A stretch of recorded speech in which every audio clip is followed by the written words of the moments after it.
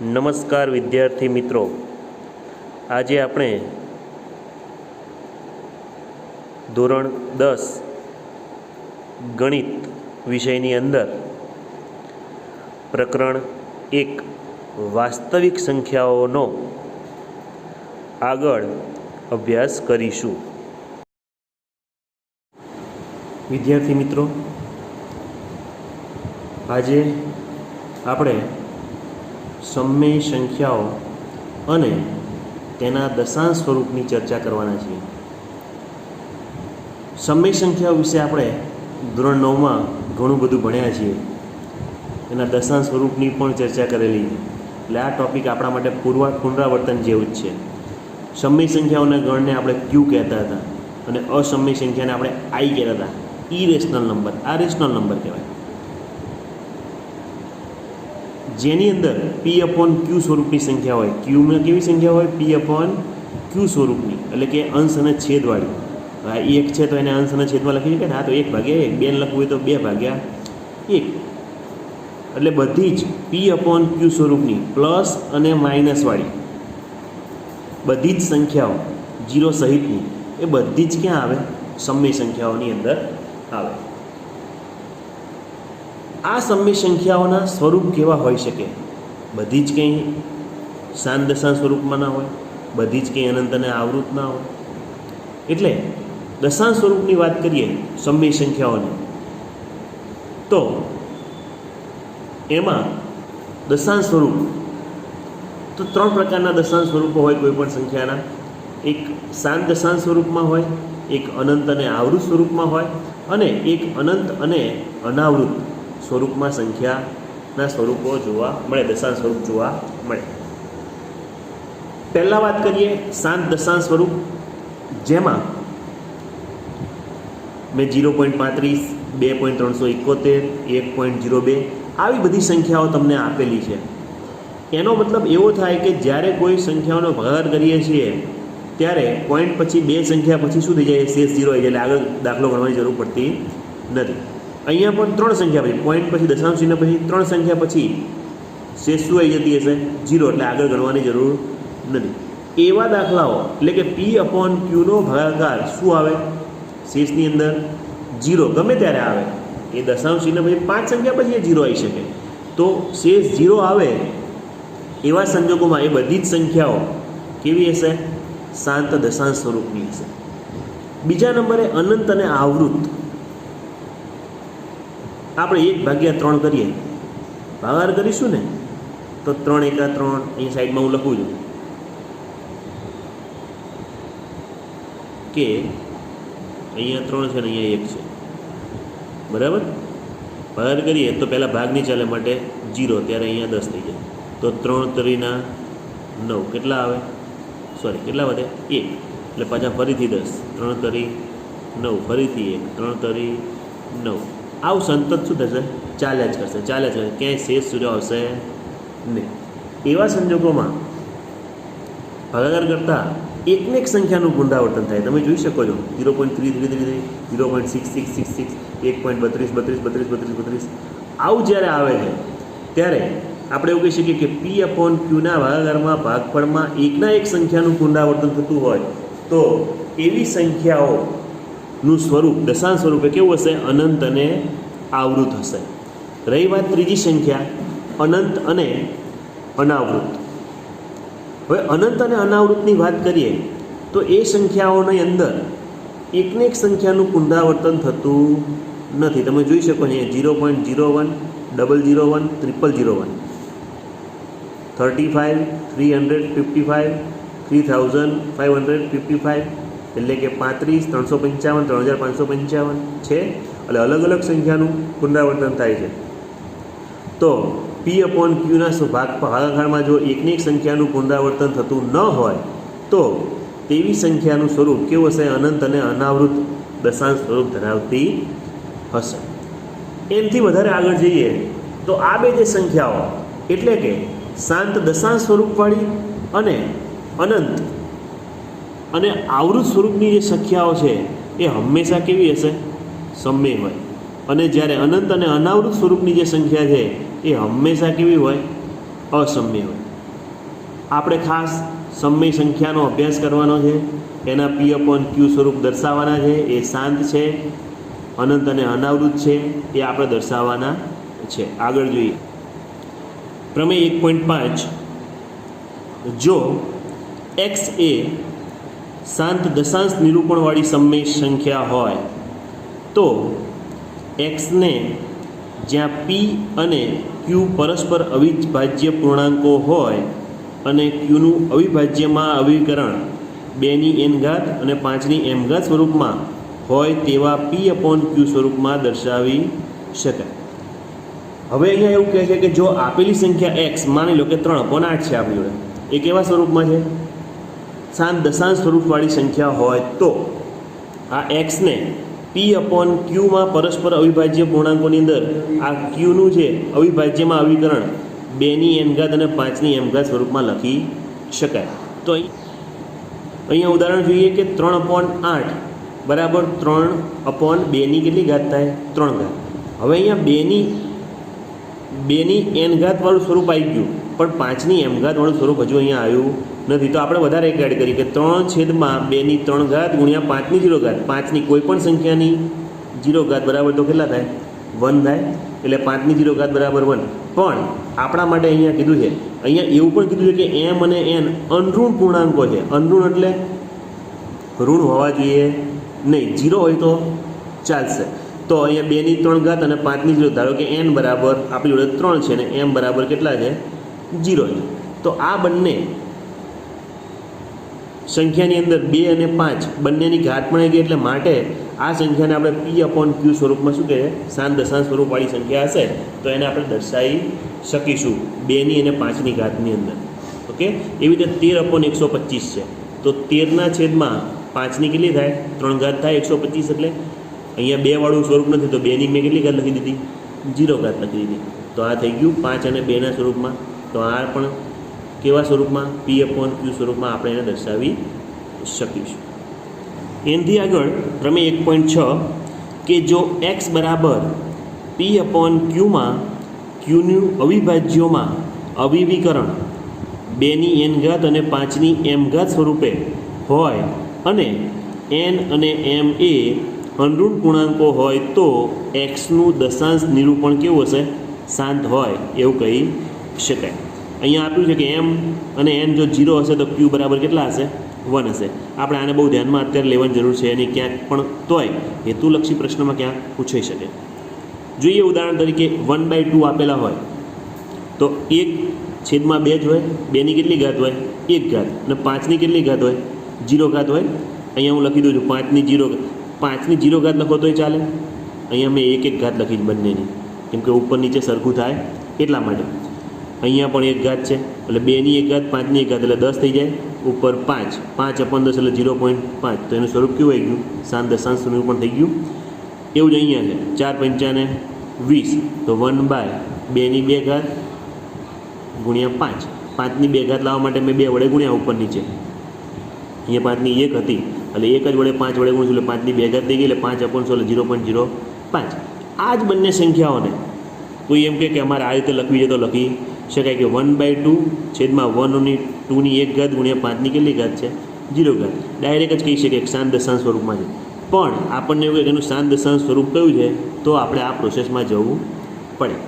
1/20 એનું એ જ 2 અને 5ની ઘાતમાં આવી ગયું શાંત દશાંશ સ્વરૂપમાં છે, આપણે એવું કહી શકીએ. પણ એનું શાંત દશાંશ સ્વરૂપમાં એને ફેરવવા હોય તો જ આપણે આગળ દાખલો ગણવો પડે. પણ આટલી આપણને ખબર પડે કે q છે એ 2ની n ઘાત અને 5ની m ઘાત સ્વરૂપમાં આવી જાય તો એવી સંખ્યા હંમેશા કેવી હશે? શાંત દશાંશ સ્વરૂપની હશે. પ્રમેય 1.7 જો qનું અવિભાજ્યમાં અવયવીકરણ અનઋણ પૂર્ણાંકો n અને m માટે 2n 5m સ્વરૂપે ન મળે. પહેલાંમાં મળતું હતું તો શાંત દશાંશ સ્વરૂપ, અહીંયા નથી મળતું. માટે x બરાબર P/Qનું દશાંશ નિરૂપણ કેવું હશે? અનંત અને આવૃત છે. ખબર પડી ગઈ આમાં? તો આ સ્વરૂપમાં ના આવે, આ સ્વરૂપમાં ન મળે તો એ અનંત અને આવૃત સ્વરૂપમાં હોય, અને આ સ્વરૂપમાં મળી જાય તો એ કેવું હશે? શાંત દશાંશ સ્વરૂપમાં હશે. આમ પ્રમેય 1.5, 1.6 અને 1.7 પરથી કહી શકાય કે સમય સંખ્યાનું દશાંશ નિરૂપણ શાંત અથવા અનંત અને આવૃત હોઈ શકે. બરાબર ખ્યાલ આવ્યો હશે? તો હવે એનાથી આગળ એના સ્વાધ્યાયના આપણે દાખલા ગણીશું. આગળ આપણે સ્વાધ્યાય 1.4 એમાં દાખલા નંબર 1 અને 2 બંને એકી સાથે ગણીશું. બંનેની રકમમાં એવું છે કે ભાગાકારની લાંબી પ્રક્રિયા કર્યા વગર નીચે દર્શાવેલ સમય સંખ્યાઓનું નિરૂપણ શાંત છે કે અનંત અને આવૃત તે જણાવવાનું છે. દાખલા પહેલાંની આવી રકમ છે, એટલે ઉપરની જે સંખ્યા આપેલી છે એ શાંત સ્વરૂપમાં છે, શાંત દશાંશ સ્વરૂપમાં છે કે અનંત અને આવૃત દશાંશ સ્વરૂપમાં. એ પ્રશ્ન બીજાની રકમ એવી છે કે જે સમય સંખ્યાઓનું દશાંશ નિરૂપણ શાંત હોય તેનું દશાંશ નિરૂપણ દર્શાવો. એટલે કે જે સંખ્યા શાંત દશાંશ સ્વરૂપવાળી હશે એનું આપણે દશાંશ નિરૂપણ પણ બતાવવું પડશે. બાકી આપણે બતાવવાની જરૂર છે નહીં. જો અનંત અને આવૃત હોય તો આપણે આગળ દાખલો ગણવાની જરૂર નથી. તો એમાં પહેલો દાખલો જોઈએ કે 13/13125. હવે 13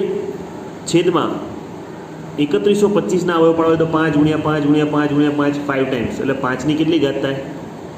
5 ઘાત થઈ જાય. 5ની 5 ઘાત બરાબર 3125, એટલે મેં લખી દીધું 5ની 5 ઘાત. હવે અહીંયા જોઈ શકીએ 13/2 5ની 5 ઘાત ગુણ્યા 2ની 0 ઘાત લખી શકાય ને વધારાનું. તો આપણો ક્યુ છે કેવા સ્વરૂપમાં આવી ગયો? આ સ્વરૂપમાં આવી ગયો 2n 5m સ્વરૂપમાં. અને આવા સ્વરૂપમાં જ્યારે ક્યુ મળે તો એ હંમેશા કેવું હશે? એટલે 13/3125નું નિરૂપણ કેવું હશે? શાંત હશે એવું આપણે કહી શકીએ. એનાથી આગળ જો શાંત છે તો આપણે એનું શાંત દશાંશ નિરૂપણ દર્શાવવાનું છે કે કયું હોય. તો 13/5ની કેટલી ઘાત? 5. આ જ લખ્યું છે અહીંયા. એનાથી આગળ 13/5ની 5 તો ખરી જ. આવા સંજોગોમાં આપણે હવે ધ્યાન રાખવાનું છે કે અહીંયા 5ની જેટલી ઘાત હોય એટલી ઘાત અહીંયા લાવવાનો પ્રયત્ન કરવાનો છે.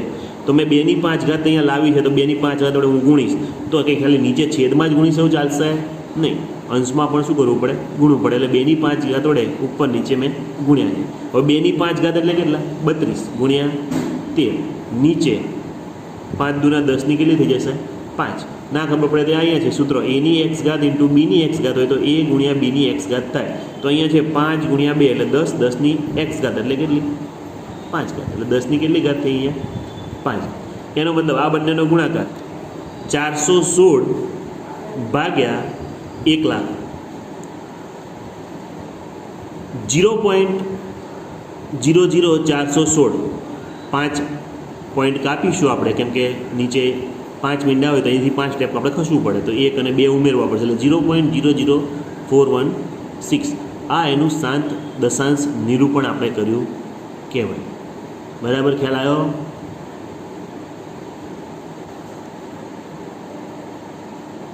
(17/8) એનું આપણે પહેલાં તો નક્કી કરીએ કે કેવા સ્વરૂપમાં છે. તો 17/8 એટલે 2નો ઘન થાય. એનાથી આગળ જાઓ તો 17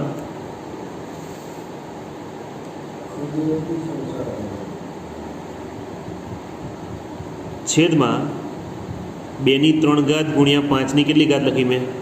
0. હવે તમે જોઈ શકો છો કે અહીંયા 2ની n ઘાત અને 5ની m ઘાત સ્વરૂપ આવી ગયું. p/q સ્વરૂપમાં q આવી ગયા આ સ્વરૂપમાં. એટલે આપણે કહી શકીએ ડાયરેક્ટ જ અહીંયા કેવું છે? આ શાંત દશાંશ સ્વરૂપમાં છે.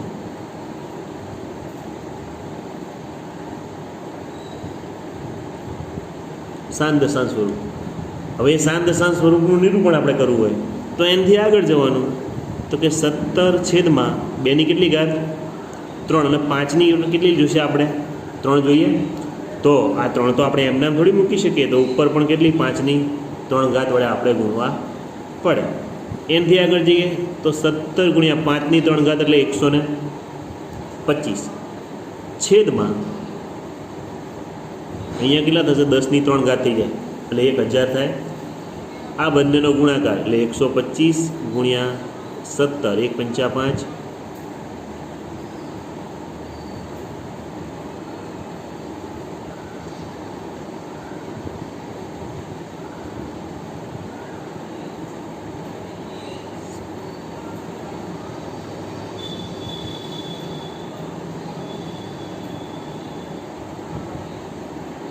2125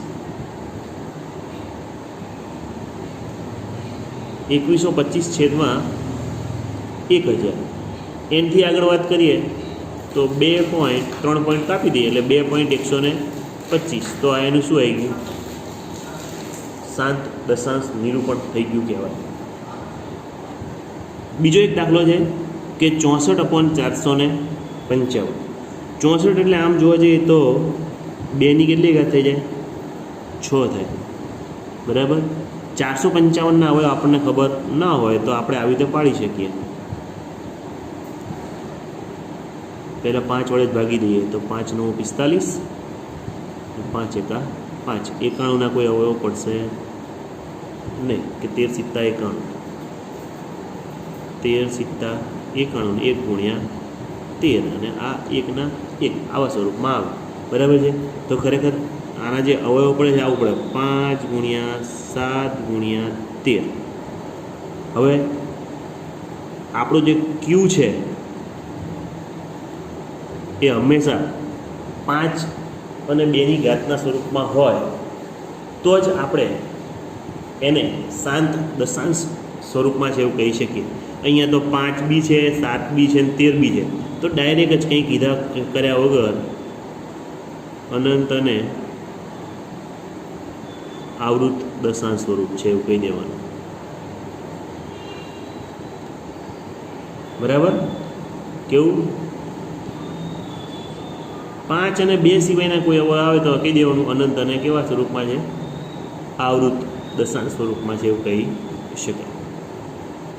129 છેદમાં 2ની 2 ઘાત, 5ની 7 ઘાત અને 7ની 5 ઘાત.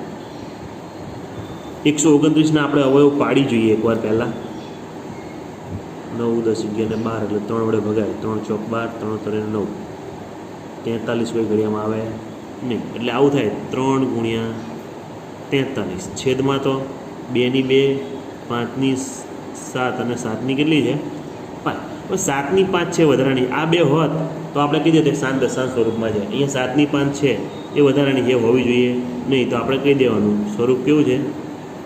અનંત અને આવૃત દશાંશ સ્વરૂપ.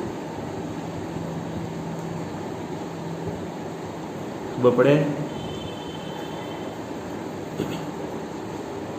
એનાથી આગળ એકાદ દાખલો લઈએ. 10મો દાખલો છે કે 77 છેદમાં 210. 77ના અવયવ પાડીએ તો 11 × 7. 210ના અવયવ પાડીએ તો 7 × 21 એટલે આવું થાય 30 × 7. અમે સાદા અવયવ એકવાર પડ્યા છે તો 7 ઉડી જાય એનાથી બીવાની જરૂર છે નહીં. હવે વધ્યું આપણી જોડે 11/30 તો 11 છેદમાં 30 એટલે આવું થાય 2 × 3 × 5. 2 × 6, 6 × 5 = 30. હવે અહીંયા કેટલા? 3ની 1 ઘાત છે પણ આ 3 જે છે આપણા માટે શું છે? વધારાના છે. વધારાના છે એટલે કે એ જોઈએ છેદની અંદર ક્યુની અંદર એ 3 આવે એનો મતલબ કેવું છે? આ અનંત અને આવૃત દશાંશ સ્વરૂપ.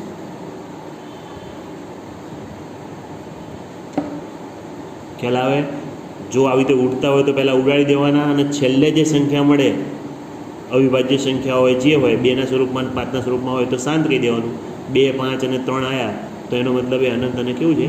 આવૃત દશાંશ સ્વરૂપમાં છે એવું કહી શકાય. એટલે આ રીતે આ ચેપ્ટરના બધા જ દાખલાઓ તમારે ગણવાના છે.